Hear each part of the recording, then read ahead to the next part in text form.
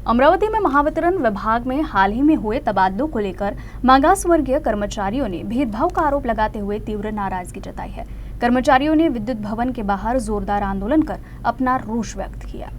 महावितरण में हाल ही में कर्मचारियों का तबादला हुआ है, लेकिन अब इस पर सवाल उठने लगा है। विशेष रूप से परतवाड़ा के सहायक अभियंता राहुल नाखले के तबादले को लेकर हंगामा किया जा रहा है।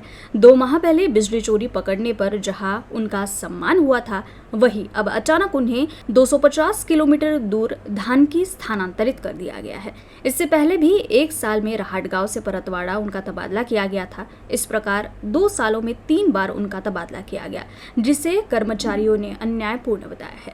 कर्मचारी संगठन के केंद्रीय उपाध्यक्ष राहुल सामरे ने कहा कि वरिष्ठ अधिकारियों द्वारा जानबूझकर मागास वर्गीय कर्मचारियों को निशाना बनाया जा रहा है और टिप्पणियां करके उनके खिलाफ प्रतिकूल कार्रवाई की जा रही है। इस आंदोलन के दौरान कर्मचारियों ने चेतावनी दी कि यदि जल्द ही अन्यायपूर्ण तबादले रद्द नहीं किए गए तो आंदोलन और अधिक तीव्र किया जाएगा।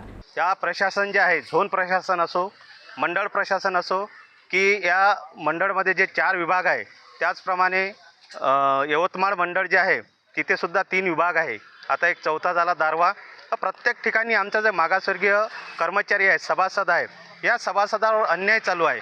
विभागामध्ये आमचे जे कर्मचारी सभासद चांगलं काम करतात, त्यांचे जे गोपनीय शेरे आहे, या प्रशासनातील काही अधिकाऱ्यांनी ते जाणून बुजून खराब केले आणि ज्यावेळेस आम्ही न्याय मागण्यासाठी त्यांच्याकडे गेलो त्यावेळेस त्यांनी सांगितलं की नजर चुकीने झाले, परंतु त्याच्यावर ज्या अधिकाऱ्याने प्रशासनाने त्यांचे शेरे खराब केले त्यांच्यावर अजूनही कारवाई झालेली नाही आहे आणि आमचे जे चांगले सभासद आहे त्यांचे या ठिकाणी मानसिक खच्चीकरण झालेलं आहे। त्यामुळे प्रशासनानं त्याची वेळीच दखल घ्यायला पाहिजे।